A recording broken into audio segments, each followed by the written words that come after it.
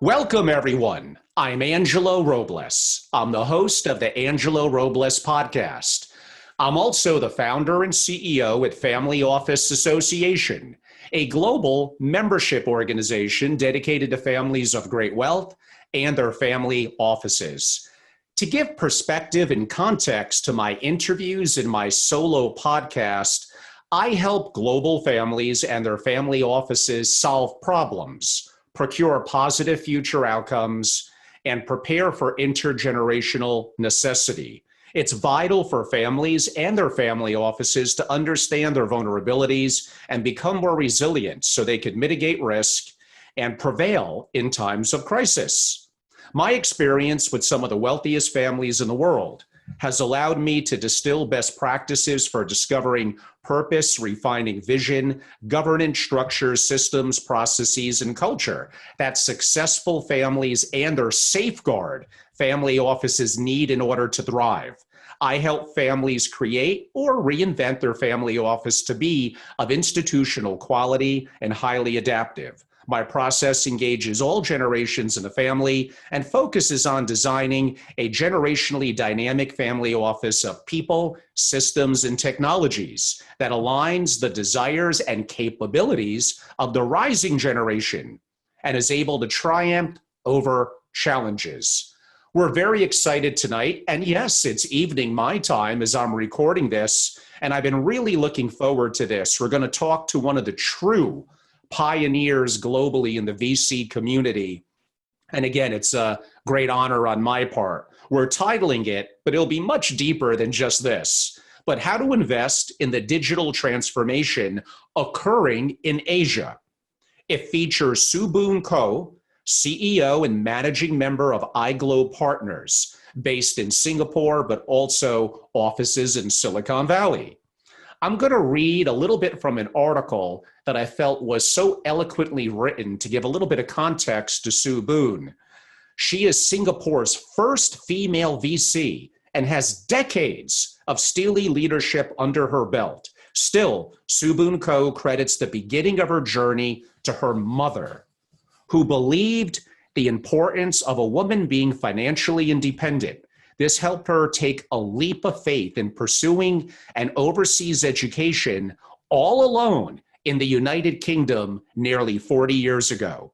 Since then, Ko has had an eventful career leading Vertex Ventures in Silicon Valley, kind of the internal Singapore government VC arm, before founding iGlobe Partners in the 90s. iGlobe Partners has certainly made its mark with a slew of stellar investments across the startup scene, helping to build renowned companies such as Unity, Hula, and Anacle, amongst others. iGlobe's patience is also evident in some of the long-term deals. For instance, a semiconductor company she had invested in 17 years ago that recently listed in August, reaping her and her fund a 30-fold return. We are greatly honored and welcome so much, Boon. It's a pleasure to connect with you. Thank you very much. Well, thank you. We have so much to discuss. And before we get directly to the VC part of it, in what I just read, this must have been what gave you the passion, the desire to leave your family at a relatively young age in Asia and go all the way to the United Kingdom for an education. That probably showed a level of purpose and passion that you had since you were very young. Well, basically, my mom wanted me to be independent, but staying at home is not independent. So I have to be in UK studying, and I pursue mathematics, which is my passion. And since I'm not on familiar ground, I have to try to learn about other people's culture and try to be interested from other people what they're interested in. And that's my journey to doing something, learning something that's new to me.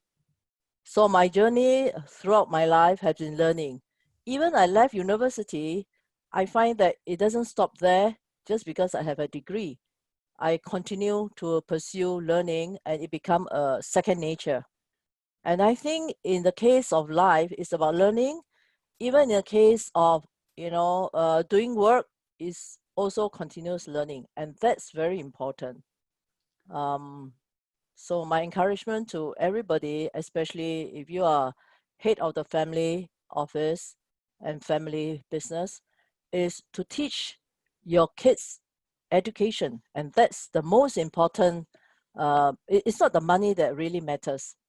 Is once you have the knowledge, nobody can steal the knowledge away from individuals.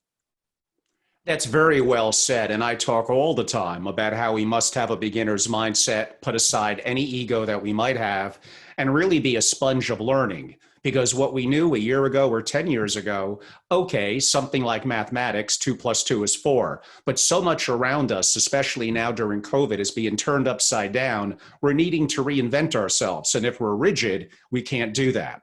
Uh, and over the last 10 or 20 years, it's been kind of cool for someone with some spark and dream to be an entrepreneur. We all saw the Social Network movie with Mark Zuckerberg, so we all know that story. What intrigues me about you is you go back to the 1980s when it was not hip and cool to potentially looking for entrepreneurs in earlier stage companies. What led you from Asia to your education in the UK, inevitably to Silicon Valley a long time ago, back in the 80s? And what sparked your interest in effectively the earliest stages of becoming a VC?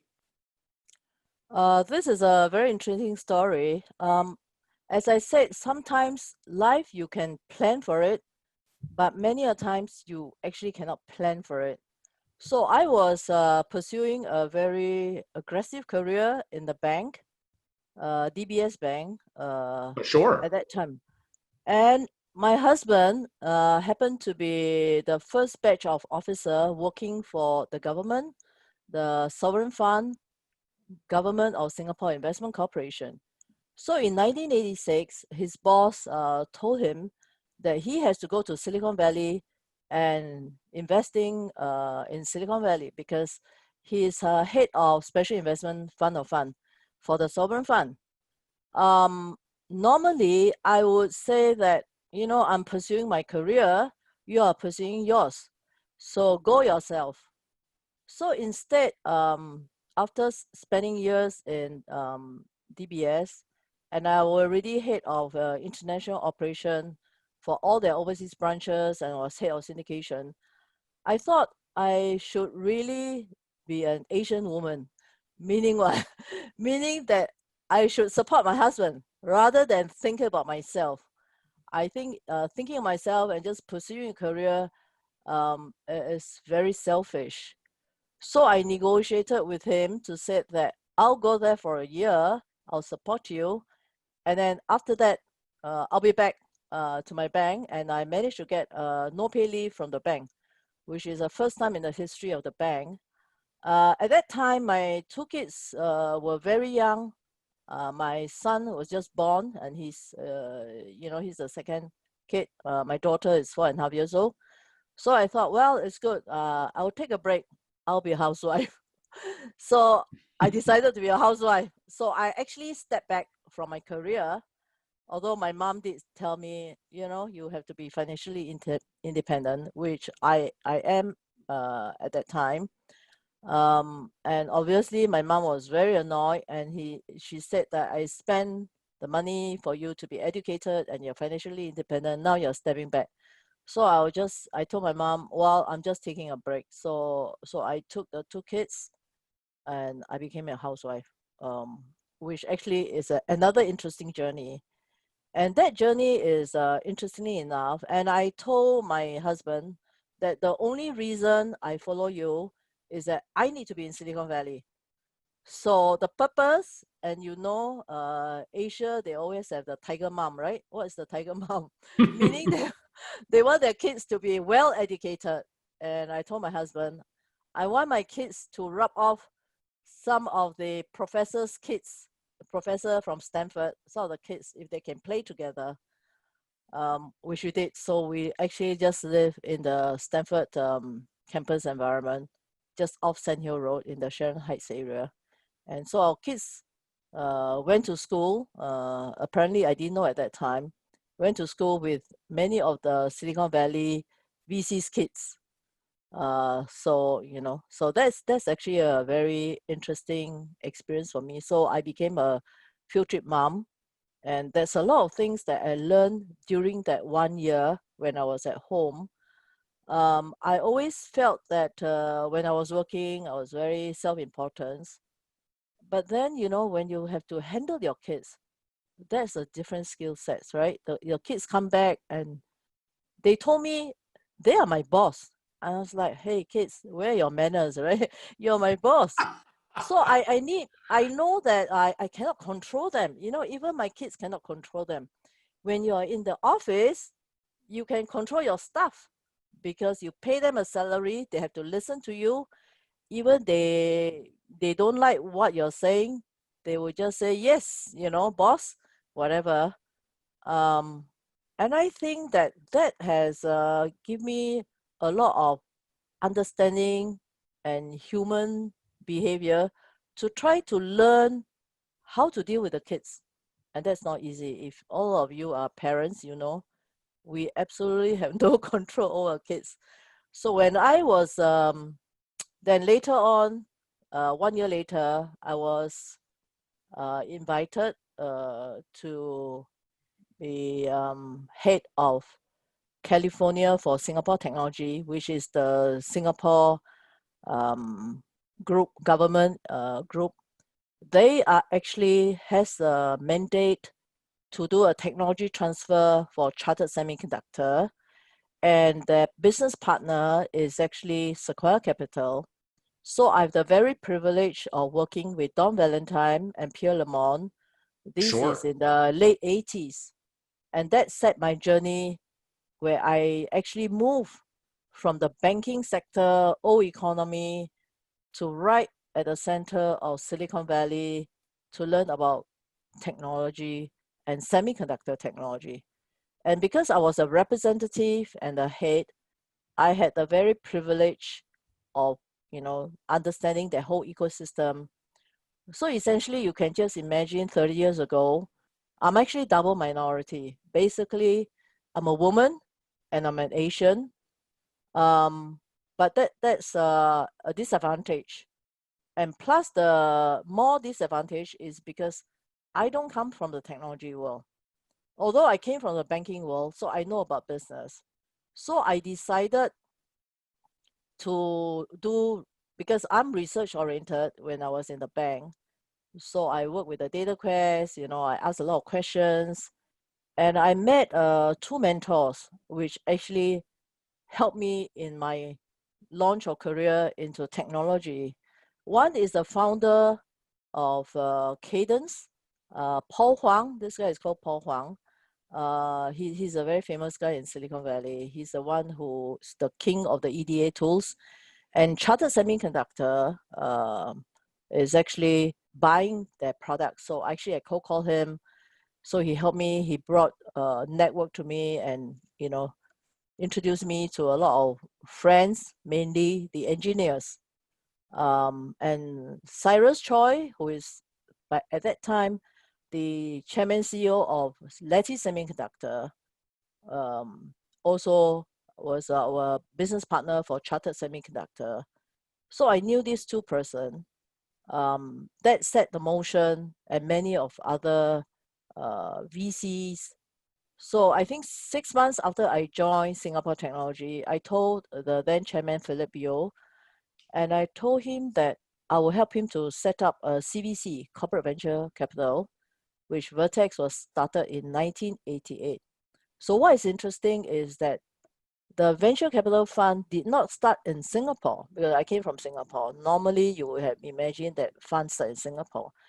But I was I was in the US, and I thought that, I'm already in Silicon Valley. Don Valentine and Pierre Lemon is already there. So why not if I can learn from the Sand Hill Road VCs? So essentially, what I try to do is I design a policy that I should work with a Sand Hill Road VC. I co-invest with Sand Hill Road VC. I help company entrepreneur to basically build their Asia revenue. And that has been my policy and my strategy. And that has worked well for me over the last 30 years. I would say so. That's an amazing story. And taking that year off to be a parent is probably something everyone should do. I have a teenager. We realize that's way harder than real work. And there's a good experience you get. It's almost humbling to be able to do that for the reasons that you noted. You founded, like you said, or after what you're talking about now, your own firm in Silicon Valley in 1999, which is iGlobe Partners, where, again, for over 20 years, you've been highly successful. I'd like to get a little bit of context from you. Like you said, you're a woman in an era where that was far less common, and you're Asian, and you're in Silicon Valley, which they don't like to admit it, but they're definitely, at least used to be, kind of what we would call in America an old boys network. So how did you get the respect of entrepreneurs? How did you compete with other VCs for the best opportunity? So the way I do it is, while I know the Sand Hill Road VC, I think they are generally friendly, but when we are all involved in early stage deal, it is actually sometimes hard to know which deal is good and which deal is not good. It's very hard. It's very hard. And to me, I think, it's like kids. They are all good, but it's up to you how you shape them, how you nurture them. And that's very important. So what I try to do is I'm a little bit more kind of scientific. First, I will try to look at what industry is this company trying to address. What is the pain point? Basically, going back to fundamental. What is the pain point? Is this a technology that, some wild scientists think that is good to have, or is it must have? So I basically ask the business question first.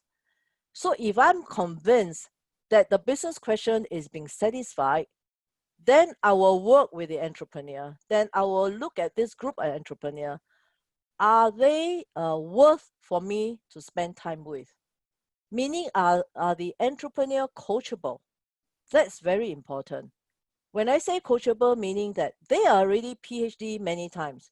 I have no PhD. I'm not technology person. I'm a business person. So basically, I bring value proposition to them and I'm their business partner. Basically, I will tell the entrepreneur, I'm your mentor, I'm your tutor. So even you're very smart, you as an entrepreneur, you have not walked the journey. Whereas as a business person, I know what are the things that will cause failure, what are the things that will be successful. And we want to make sure that as they grow their journey, they need to recruit people. And how do they work with the other new people who are going to join them? When the entrepreneurs start, they will have 3 people. When you manage 30 people, when you manage 300 people, how are you able to work with the entrepreneur to recruit good people to join the team? And a lot of skill sets are business skill sets, has nothing to do with technology. We are not challenging, I'm not challenging they have to come with technology. And the reason why I partner USVC is because they know the technology better than I do. I help the entrepreneur to build their Asia revenue. So my value proposition is very different from the Sand Hill Road VC. I don't compete with them. I complement them. And because I bring a human factor to venture capital, and that's different.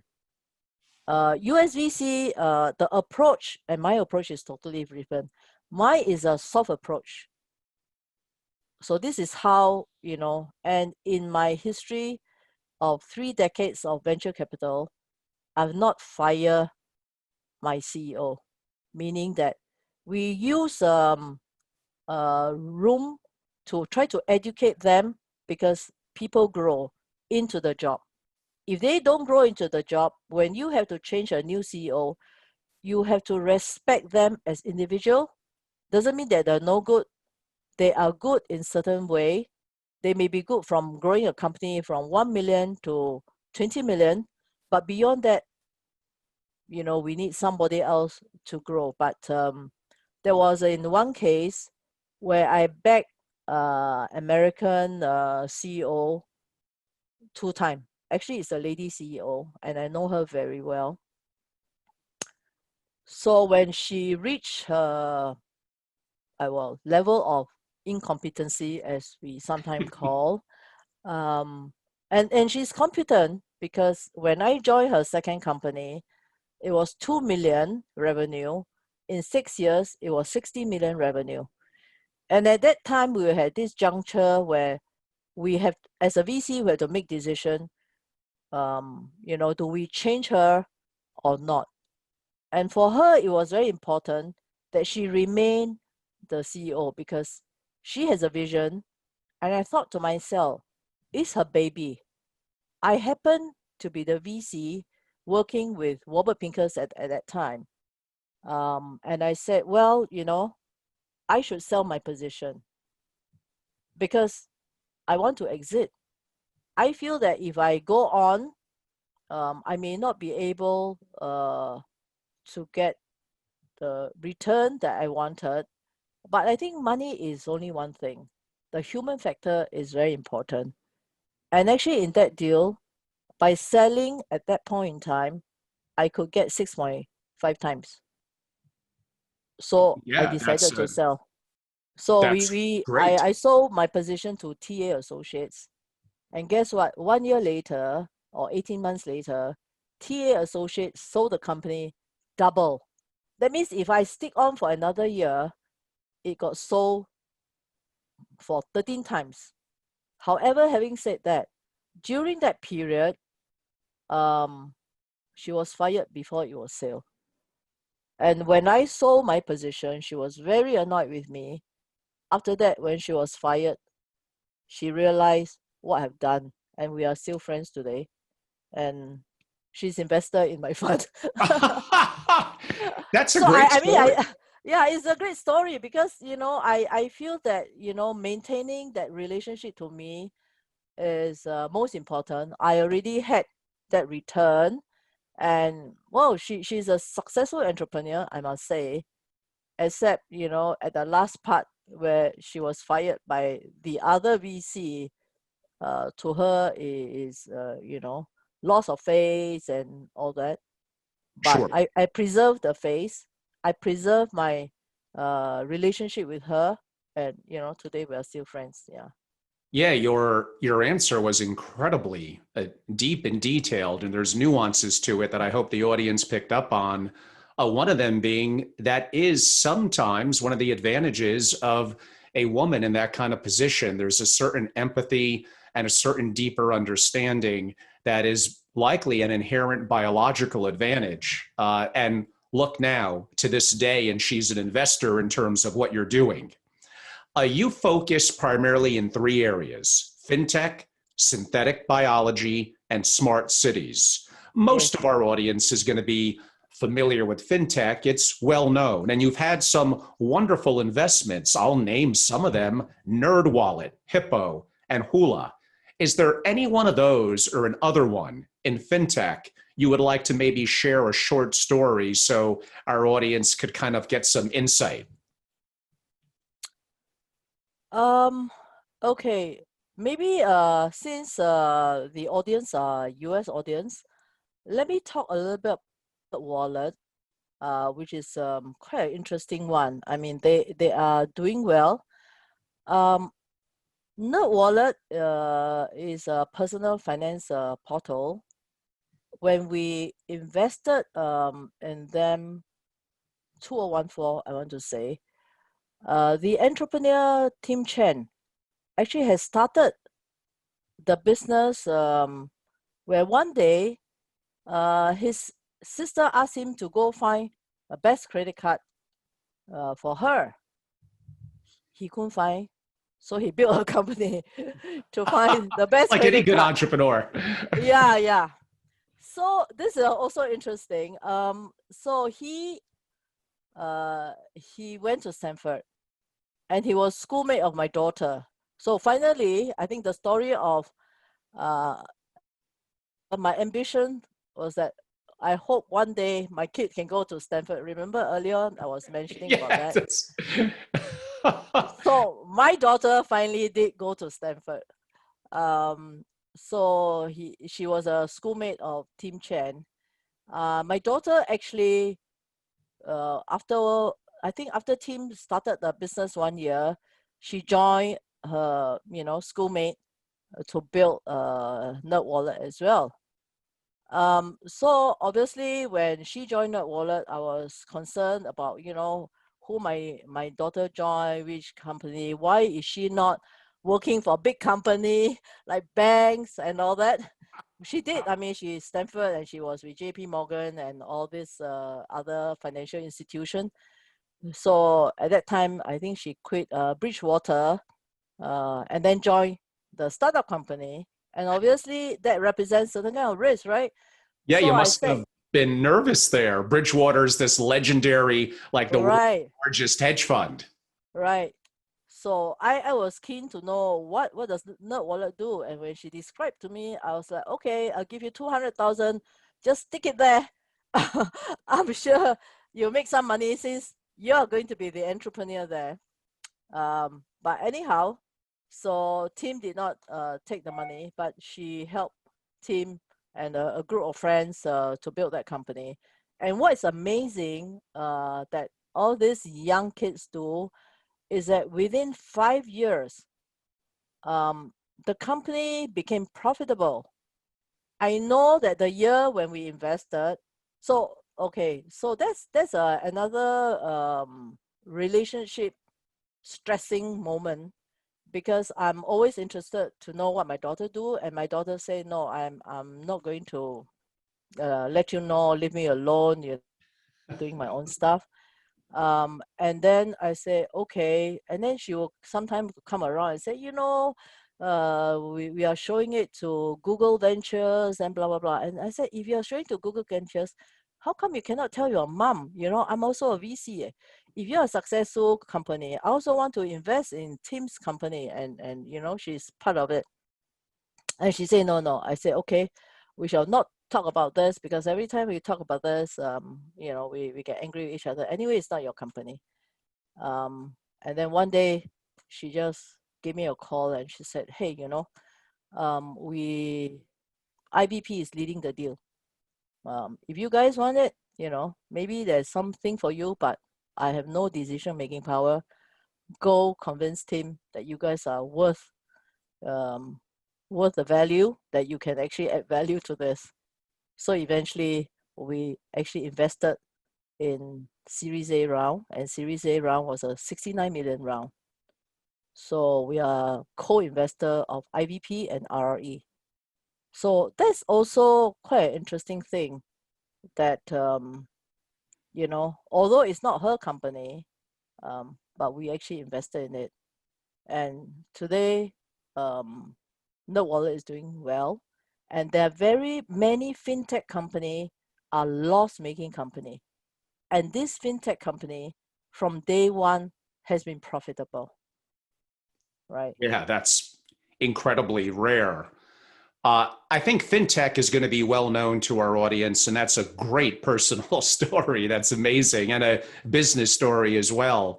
Now, among the three is synthetic biology, and some people may not know what that means. And some of the companies you've been active in, Twist Biosciences, Ginkgo Bioworks, Inscripta, Tinctorium. If you could explain to our audience what synthetic biology is, and if you have any stories there, I'm always here to listen. So this is a fairly new sector on Yes. DNA sequencing. So we look at this sector in 2014 by chance. Why? Because at that time, Twist Bioscience, you know, they they were looking for family business to invest in their Series B. In 2014, synthetic biology was not even popular. Now, of course, there are more people getting aware about it.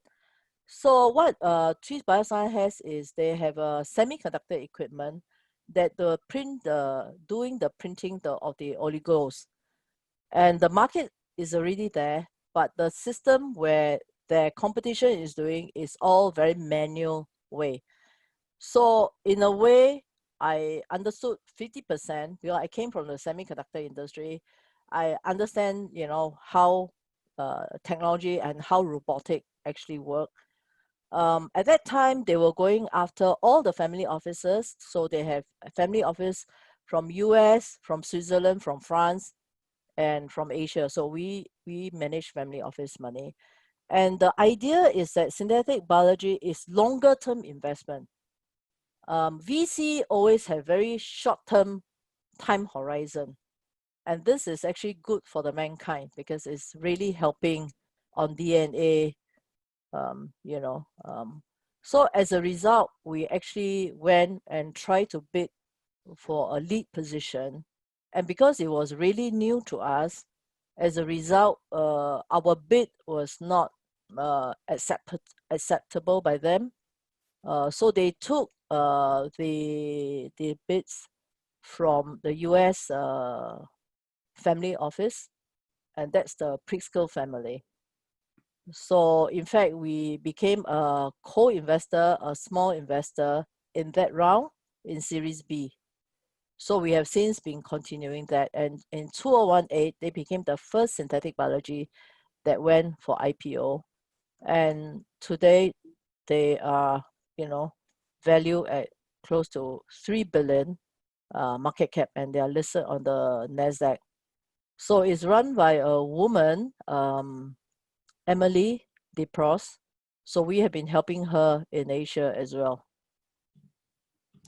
And now it says here your experiences in smart cities. We know smartphones, smart cars, smart homes, smart cities, of course, takes it to another level. Explain a little bit of what that is. And I think you've had a tremendous success in like Unity software, SWAT Mobility, Source Sage, and I'm sure others.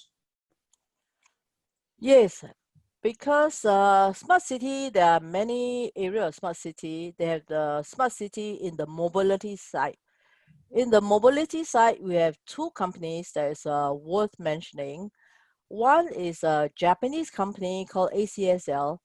They are doing industrial drone. So they actually can fly in a GPS denied environment.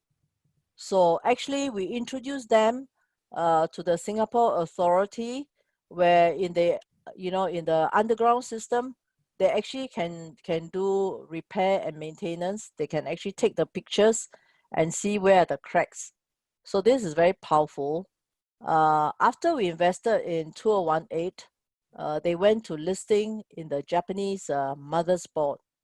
So as you know, the law of drone is actually, quite archaic and behind. And this is actually just the starting of the drone who is coming to help in robotic form, if you think about it. So the mobility is actually important. In Japan, I think construction company like Kajima is also using drone to help them to look at cracks in bridges and all that. Another company, which is interesting, is a Singapore company. So they are a Singapore company is called SWAT Mobility. They are a smaller version or Southeast Asia version of a US company called VR Transportation. VR Transportation today is valued at 2 billion. So whereas SWAT Mobility, we backed them about 3 years ago, is two Singaporean who has very good technology they have built on these services on on-demand bus services. And we are right now in 7 countries. We are in Singapore, in the Philippines, Vietnam, Thailand, also in Japan as well. So most of our Singapore company, we have a go to Japan strategy. Why go to Japan strategy? Because Singapore is a test bed. Normally we use it. And we roll out our regional service in neighboring countries. And Japan is our ultimate destination to go for IPO because they have a very interesting mother spot market. So we are working very closely with a Japanese authority, JETRO, who also help us become our partner. And actually, that's an incredibly good segue for, I think, an obvious question that I need to be asking. Many US and North American families, and there's what? North America, multiple hundreds of millions, we tend to be a little insular to the US. And there's some good reasons why. It's an amazing country, there's amazing entrepreneurs. We've dominated the VC community for so long. But you have to look at the demographics. Asia has over China, India, the Philippines, Indonesia, South Korea, on and on, has what, 4 billion plus the market size. And the increase in the growing middle class and all the entrepreneurship going on, it should be obvious that if you're allocating 7, 10, or 15% of your capital as an American family office to VC, which I think is certainly applicable. Again, VC is among the more common topics in investing that we cover because our families are interested in it. You have to have a percentage of allocation in Asia. The opportunity is so great. If you could talk a little bit about that opportunity. Okay. So maybe explain to you how iGlobe look at the opportunity in Asia. So what we also do is that apart from investing in Asia, we also take US technology company, we invest in US technology company and help them to expand in Asia. Take for example, a deal that many of you will be familiar with is a deal called Unity. So Unity software is now the world's largest 3D game engine.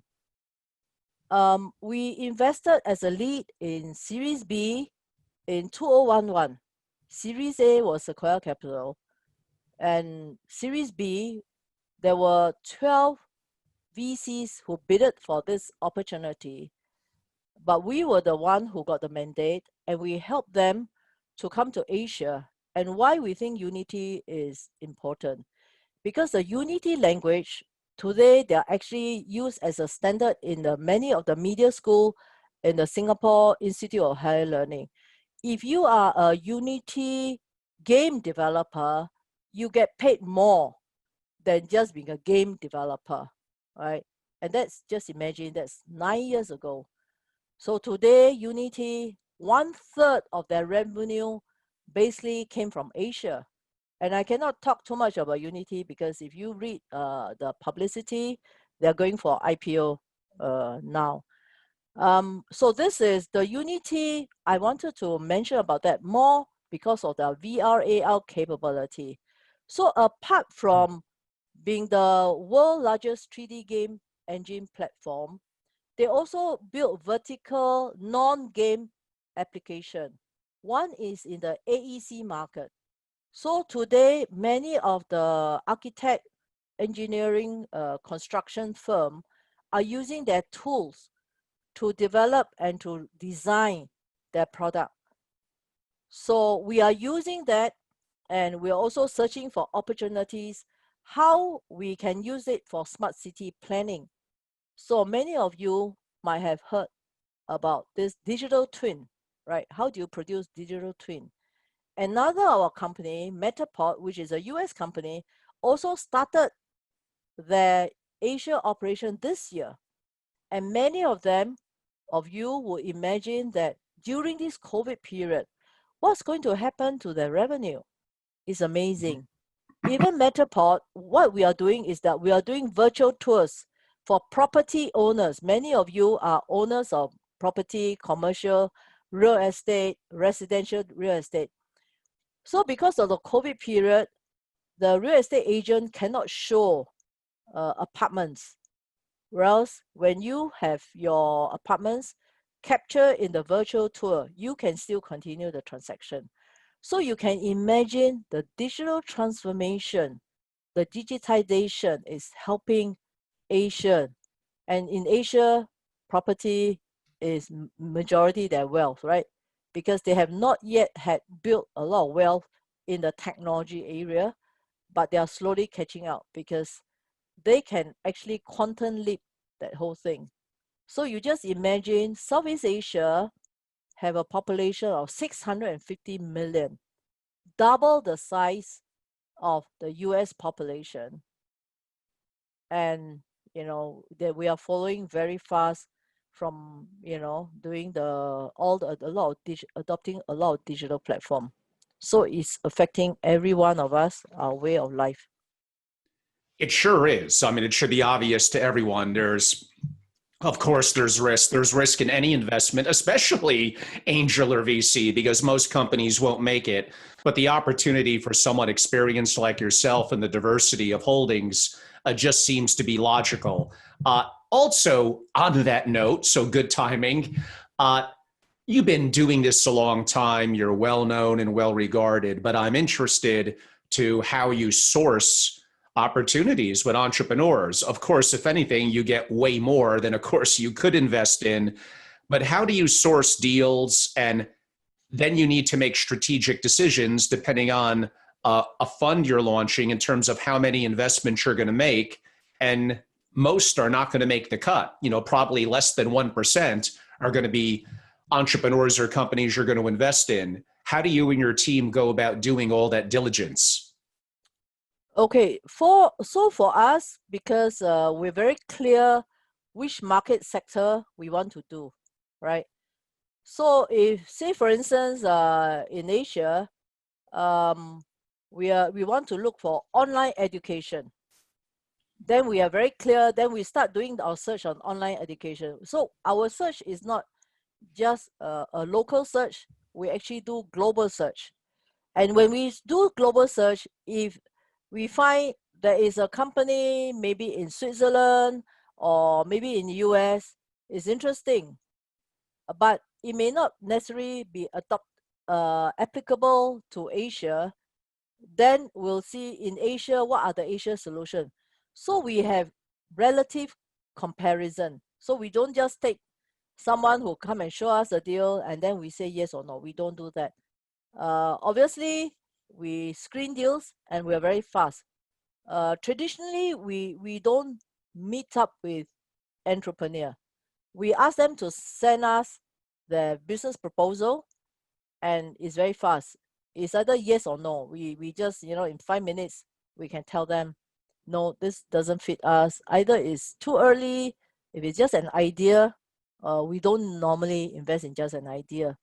We are into early growth because we all know that when it's early stage company, just an idea without proof of revenue, we will not invest. But if it's too late, then we are just chasing the crowd. We also don't invest. So we need to prove that they have the right business model. So we have tons of deal flow because over the last many decades, we have built out an international network of connections. I think the network of connections is very important. So some people will just say, hey, sitting in Singapore, how can you even source deal, right? The fact is that we are not sitting in Singapore. Except, now because of COVID, we are locked up in Singapore. Otherwise, most of the time, we are on the road. We are actually in the US. We go to Europe. We talk to people. And that's why iGlobe has a motto. We said that partnership built on trust. And that's very important. So many a time, our deals, good deals, are normally referred by people that we know, kind of friends of friends and entrepreneur as well over the years, right? Exactly. That's how it's best done. And that's important. That doesn't mean that they show us a deal, we'll certainly invest, but we feel that it's important to treat our friend well, meaning that if our friend introduce their friend to show the deal to us, if we don't want it, we just spend 5 minutes or to say yes or no, because we don't want to waste their time. Also, more importantly, we don't want them to waste our time. So when people call and say, we want to come and chit chat with you, so we are nice. I mean, we can always chit chat with our friends. We always give time to our friends. That's very important. So we don't necessarily need to have to do business to be our friends, and so our attitude is actually quite different. So our deal sourcing is pretty powerful. Yeah. And even though you're going to be good at being choosy with the deals that you're going to invest in, let's face it, it's the VC industry. What, 7 or 8 out of 10 companies will completely not make anything. One may make a little bit of profit.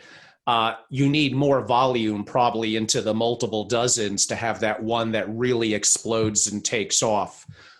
When you see that happening, how do you help them mentor, perhaps additional capital, other VCs? You want them to accelerate, but you also have incredible patience with that company that had a great return that I mentioned earlier when I was reading your bio. That took 17 years. Okay, the 17 years is I personally believe in the entrepreneur, right? So I invested in this company called Very Silicon, 2003. Very Silicon is an interesting story. So if you just imagine year 2001, so the internet bubble burst, right? When the internet Yes. bubble burst, if you recall, so in Silicon Valley, all the VC are very depressed and all that, right? However, a group of Asian VC, so you imagine those days, I basically are more in the semiconductor investment. So I'm still linked to many of the supply chain of the Taiwanese and the Chinese guy, mainly the Taiwanese during that time. So a group of Taiwanese basically get together and invested in a company called Celestri. So we invested in April of 2002 in Celestri. Celestri is is a merger of two company started by two professors from Berkeley. They are Asian American guys. So I'm in that network with Paul Huang and all that. So I'm in that network, right? So naturally they included me in that syndication. And that company already revenue generation already profitable. It's a EDA tools company. So I told my partner, Joe Zalit, who is American guy, sit in Silicon Valley, and he was the CFO of what is it? What is the company called? I mean a US company. Anyway, it was sold in 1997 to Hewlett Packard, and then he has been always associated with me. First as the CFO of one of my company, GRIC, brought them for a public listing. And when iGlobe started, Joe has been with us from day one in 1999. So I told Joe, hey Joe, go have a breakfast meeting with Liu Zihong, who is the CEO of Celestri. And Joe said, well, I'm retired. I mean, Joe is always retired. So when he likes to work with you, he's not retired. When he doesn't like you, he just say he's retired, right? Many of us, we know Joe very well. So when Joe went and have coffee with Liu Zihong, and after Joe met with Liu Zihong, Joe decided to join Liu Zihong as the CFO of Celestri. Can you imagine? And I was like, Joe, you want to join as CFO of Celestri? He said, yeah, this company is interesting. And I want to help this group of people. And guess what? In 8 months' time, Cadence came and wanted to buy Celestri. So we negotiated without investment banker, with Joe and me at the background. We negotiated with Cadence, and Cadence bought Celestri. However, Celestri has a Shanghai operation, which Cadence doesn't want. So I negotiated a deal with the CEO to say, I'm happy to take Very Silicon off your hand. So I'll pay you 1.5 million. which I did. So I became the lead investor of Very Silicon for Series A. So we have WI Harper, I have IDG, so a group of us, and Intel Capital. So we invested in Very Silicon. So that's the start of 2003 when we invested in Very Silicon. And I mean, today, so we filed for IPO 5 years ago in the NASDAQ, but then they realized that NASDAQ doesn't give them the kind of valuation they wanted. NASDAQ was like maybe 400 million. So we decided to spend 2 years to change ourselves into a Chinese company. So several of my investor who doesn't believe in the Chinese system, so they say they want out. So we managed to find Chinese investor to buy their position.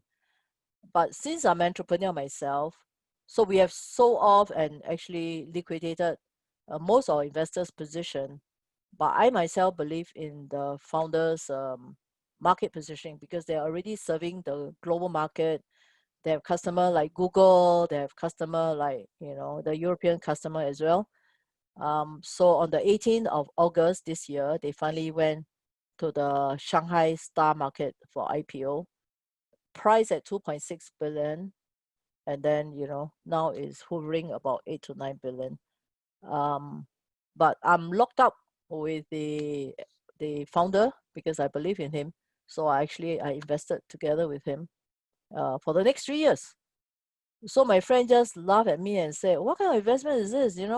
Such a long time, And I said, "Well, you just think about family business. People don't think about trying to get out of their family business in 10 years, right? VC artificially put a time frame of 10 years. And therefore, we're trying to squeeze a 30 years work into 10 years. So for the CEO who is running the show, and if they're successful, to them, they will want to run the company forever if it's a good company, right? If it's not a good company, time will tell. I mean, the economic situation will decide their fate or whether they should be M&A or, who else should be running the show. So the lesson I tell my investor is that it's your choice. You can actually sell your position privately. You don't have to be linked just because the VC has already quit. And in fact, the wealth, the value capturing, it was actually the last 2 years when the Chinese VC bought over the non-Chinese position was 300 million. So you can imagine in 2 years, the 300 million became 2.6 billion, which actually the cost is much lower for us, right? So if you just think about it, it's actually not too bad to take That's to say the least, it's not too bad. Not too bad to make that business decision. So there's nothing so risky. I think we are in the business of taking, in the business of taking risk, calculated risk. So it's risk adjusted business decision. And that's very important. So my belief about how we operate our venture capital fund is not random. We have a lot of calculated risk. So just to go back to Unity, in fact, Unity, we saw them in 2009. And it was these 3 young men who has never go to school. I was a bit disturbed because you can imagine I've been investing in Silicon Valley for so many years. And everybody is a PhD. And after a while, they don't even say I'm Dr. Smith or whoever, right? But when I saw then, I was like, okay, so where do you go to university is my usual question, my standard question. I was like, oh, we never go to university. We just do our, we just play our game. And then I said, what did your mother say? He said, mother cannot do anything. I told David Helgeson, I said, we are Asia mom, we are all tiger mom, we want our kids to study. So we walk away from the deal for Series A. We walked away, right? And then they went to the US and Sequoia Capital picked up and they put in 5 million. And I continue to track David in 2010. And 2011 January, I remember I saw him again and I said, so how did you do? He said, we did 12 million revenue first year in the US and 900,000 profitability. And I tell myself, these kids don't have to go to school. They already graduated. They actually practice, you know. They know how to make money. They are business people. Correct? That's for sure. So I think actually it's important to walk away from the deal, patience, but we still catch the deal in Series B. And we have to pay a higher price.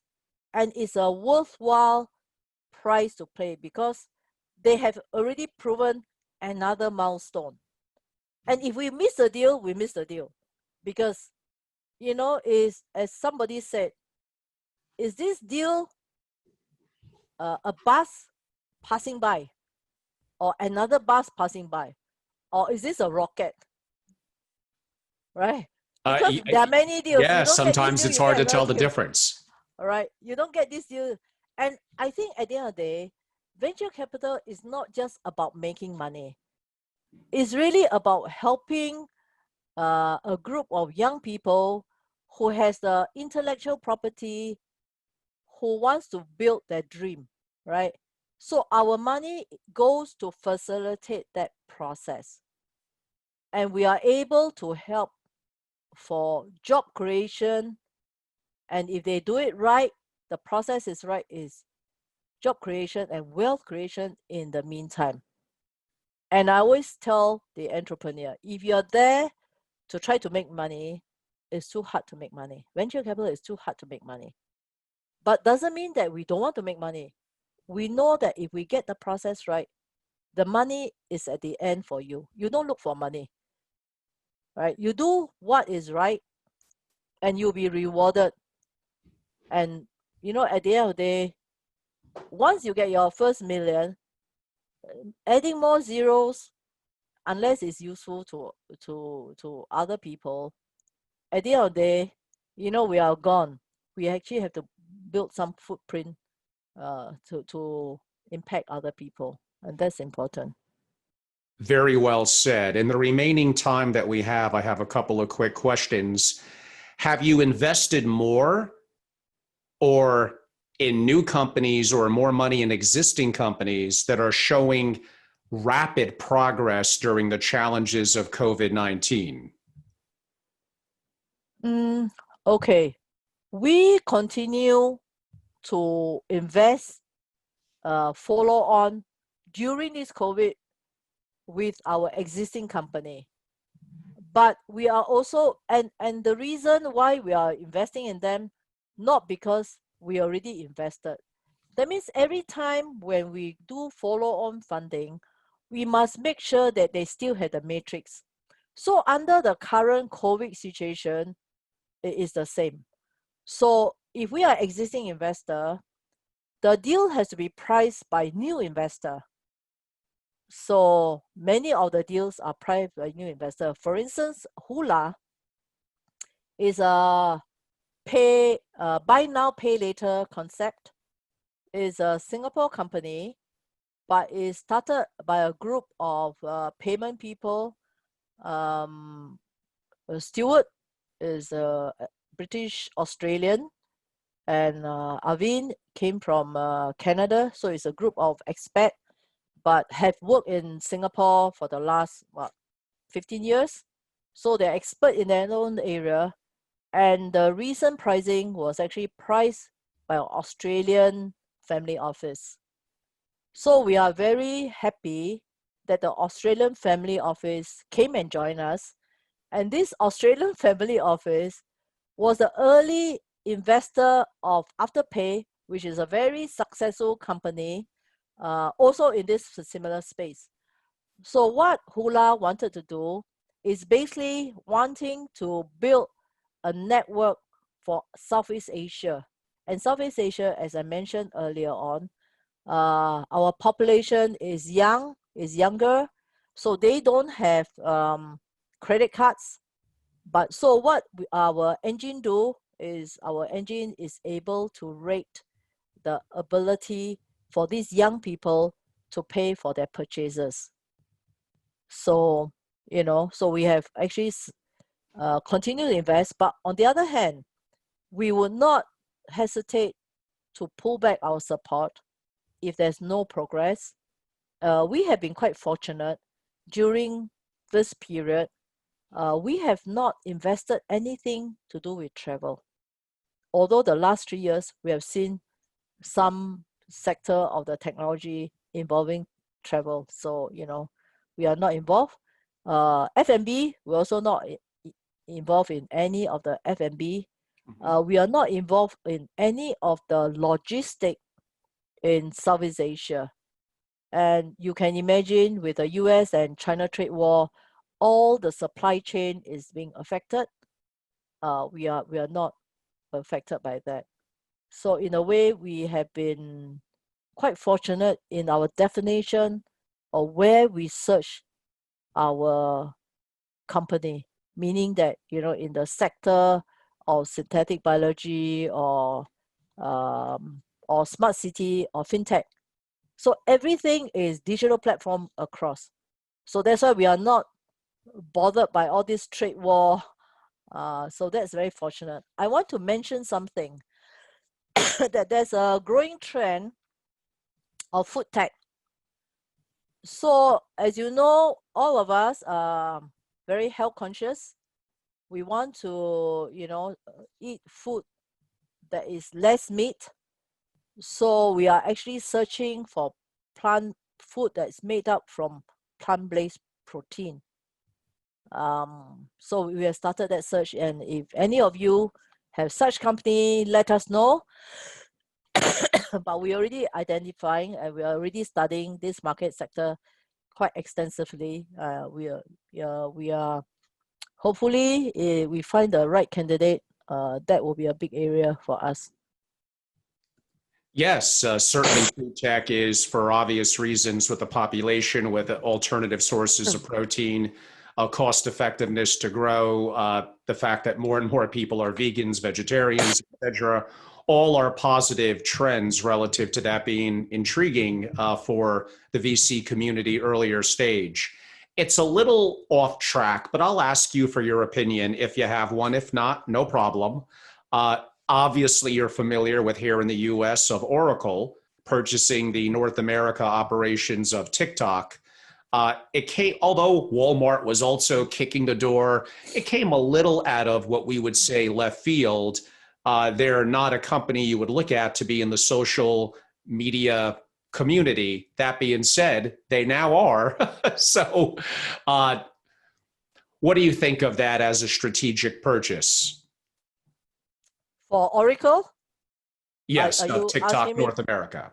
Yeah, TikTok of America. Yeah, I think that is a very wise decision. You look at the multiples of most of the company. If they are in the B2C business, the multiples is higher than the B2B business. So you just imagine the Tencent. Look at the multiples. I mean, it's crazy, right? So it's one. First of all, I think the move by Oracle, I suppose maybe they are politically correct with the current US government, so they are acceptable candidate. The other thing is, they're probably changing a little bit of business model, right? And this is a new journey. Just because you always serve the B2B business doesn't mean that you always need to serve the B2B business. No difference from family business, right? Who knows that the old Nokia family, they actually started off with tires, right? The car tires. And then when Nokia came, and that was a new business for them in the electronic world, the cell phone, and they have made for 20, 30 years a lot of money, and then of course they went away. So Yes. I think, yeah, So why I actually decided that I wanted my investor more to be on business, family offices and family business, because when I was with DBS Bank back in the 80s, before I left Singapore, I did one of the really historical uh, business turnaround for fraud cases. In 1985, in 1982 to 84, I was in the international division. I was handling the world financial crisis, MBA, Mexico, Brazil, Argentina crisis. So I was working very closely with the central bank, because at that time, DBS also have some involvement, exposure in Mexico, Brazil. So you can imagine, if country can fail, company of course can fail, right? So I didn't go to MBA school, but I do have my MBA, really live MBA. In 1985, Singapore DBS has 1 billion of unsecured credit in the trade finance department. So I was asked to turn around that department. That means most of the customers there are lending from DBS Bank on joint and several guarantee without security of the mortgage. So as you can imagine, Singapore is a kind of immigrant society. That means my grandfather basically came from China when they were poor, right? So a little bit like the American story. So many of them, when they become successful, they work hard, they bootstrap. So they were trying to create a better life for their next generation.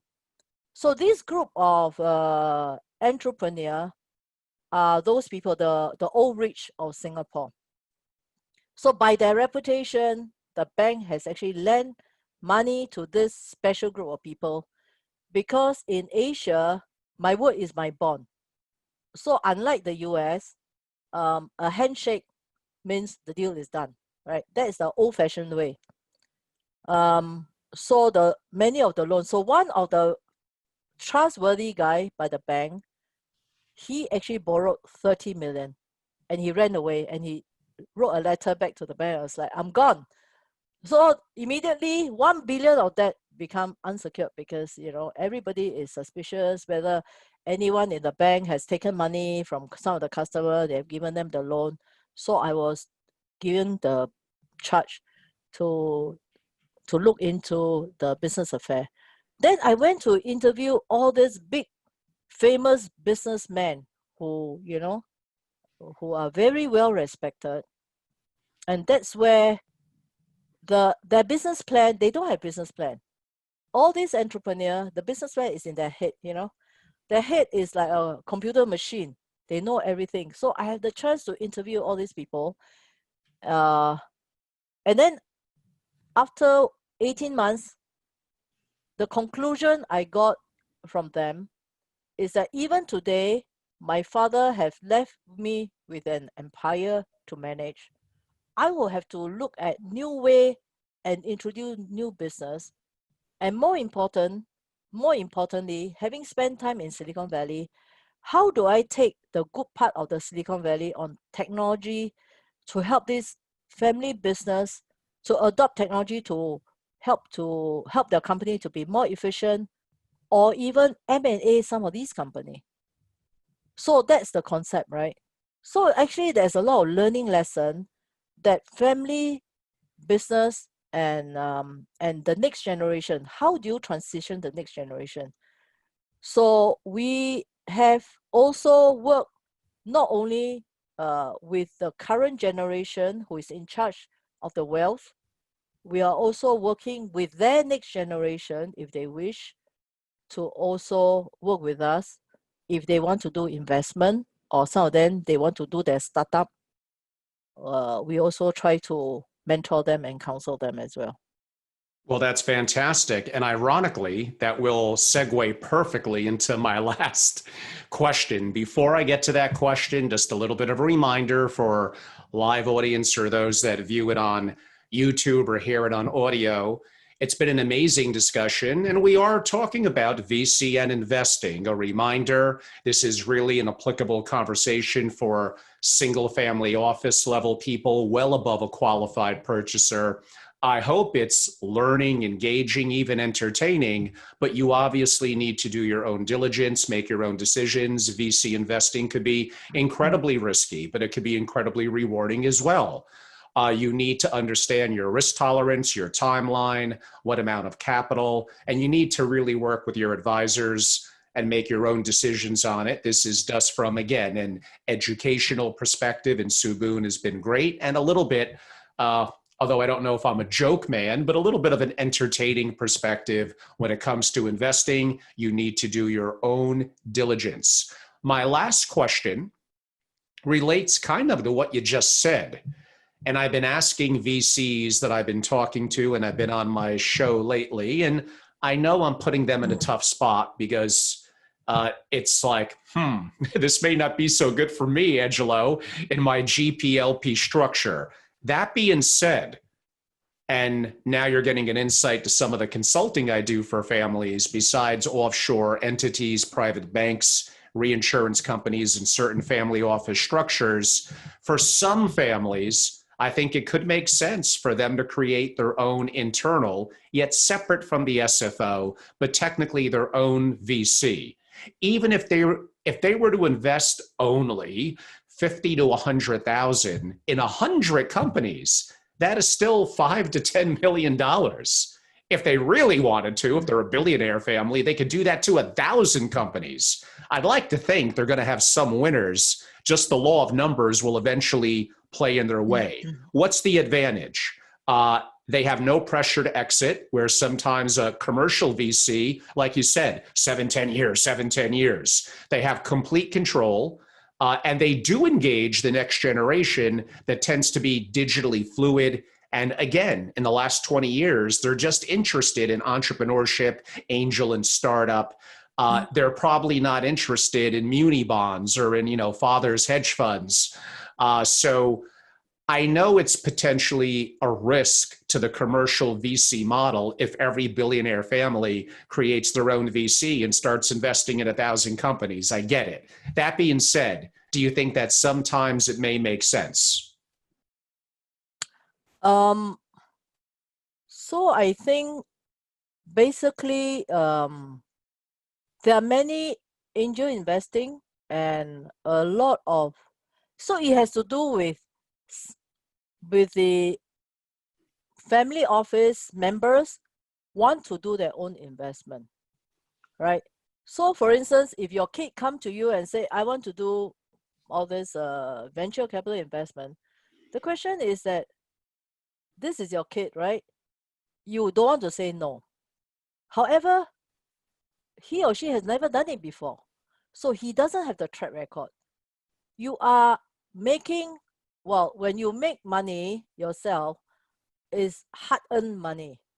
And you're going to give it to your kid who has totally no track record versus someone who has a track record. So if assuming you're carving, say, 20 million for venture capital investing, then you just say, okay, maybe 50% go to professional VC and 50% or even 25% go to your kid. Then your kid can actually learn from professional VC how they do it. Correct? Because your kid's idea and our idea may be different. But it's like under mentorship. They can do their own because, they have own friends. They may do well. But it's arbitrary because they have no track record. Doesn't mean that they cannot do it. We are professional. We are paid to do it. And the VC business model is very tough to make money, for us to make money. Essentially, when you pay management fee, that management fee is included in the calculation. Say, for instance, I run a $100 million fund. My management fee is 2.5% a year. So ours is 8 years plus 1 plus 1.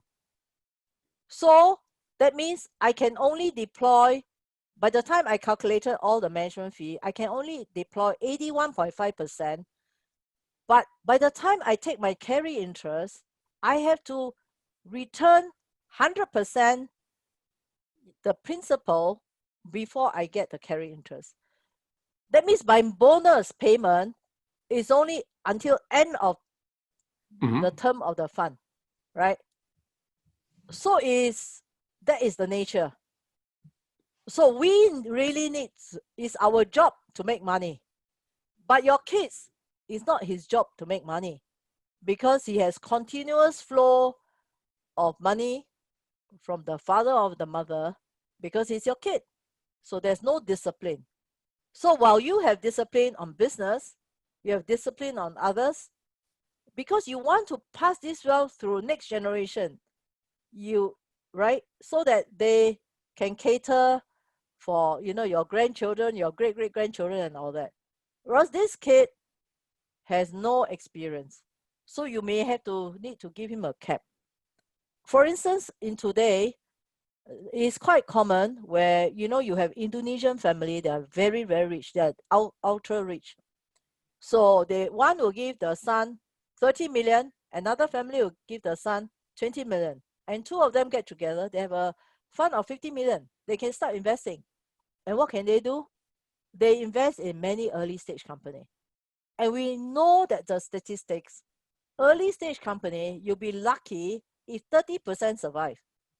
That means a 50 million fund, if 30% survive, that means this 15 million must make that the whole fund work, right? So you just imagine that if you have 10 babies, when all the baby cry, that means they want to have follow-on funding. Which bottle of milk do you feed these 10 babies? You don't have enough time. Don't have enough time. You don't have enough money for follow-on.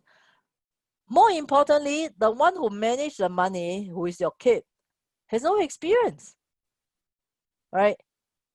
So in fact, we have one family. We told the father, we said, we know your son like to do venture capital. You should let him do. That means give him the capital that you feel comfortable, you can afford to lose, right? And we told the son, if you have deals, send it to us, right? We can actually help you to evaluate. And if it's good deal, we like it, we can co-invest together. If we don't like it, we tell you the reason. But because it's introduced by your friend, and if you want to help support your friend, give the money to a friend and just kiss it goodbye from day one. So then you don't have unrealistic expectation. There's many ways to do it. Of course. And certainly you bring up a very traditional and logical argument from the perspective of a family at several hundred million to a billion. No, they're not going to hand over those reins per se to a 21-year-old, although a lot of the next generation is incredibly well-groomed, educated, but they lack some of the real-world experience. But in some ways, I wonder if they almost benefit from not knowing what they don't know, because what they do know is going to be digital fluidity and the relationships they might have met in college, boarding school, whatever it may be.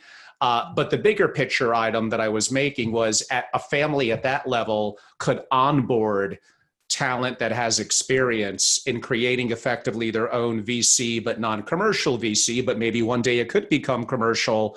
Are they going to get a partner from Lightspeed? Probably not. But are they going to get someone maybe who's a notch, who's up and coming, that would be able to understand sourcing, diligence, and some of the nuances and pay them attractively? But again, we could save that for a different discussion. You did make very good points on the opposite of that, or why a combination, potentially, if that is going to be an area of interest to the family, could make sense. It's been so fantastic, Sue Boon, talking to you. I really, really enjoyed it and look forward to the next time.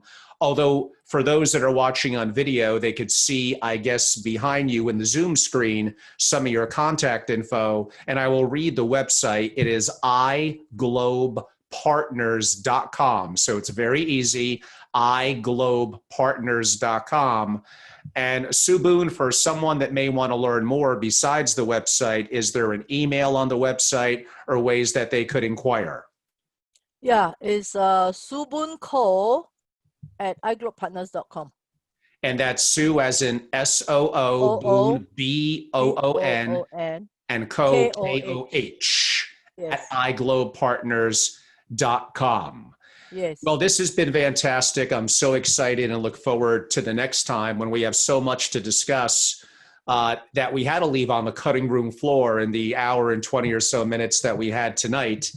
Everyone, I'm Angelo Robles. I'm the host of the Angelo Robles podcast, and I'm the founder and CEO at Family Office Association, a global membership organization dedicated to the interest of successful families and their family offices. We do a significant amount of original proprietary content. We host global programming, now digital, and hundreds of them a year, and provide proprietary intellect masterclasses. I also consult, which was a little bit of my open read at my podcast today on creating or reinventing your family office. And we've been more active globally during COVID-19 than ever. It's been an incredibly active and very, very busy time for me. I'm very active on social media, on YouTube or Family Office. And my new updated website is FamilyOfficeAssociation.com. And my email is angelo@FamilyOfficeAssociation.com. Sue Boon, it's been a tremendous pleasure. You're fantastic. I very much look forward to the next time. Thank you for your time this evening. Thank you for the invite. Thank My you very pleasure. much. Thank you. Yeah.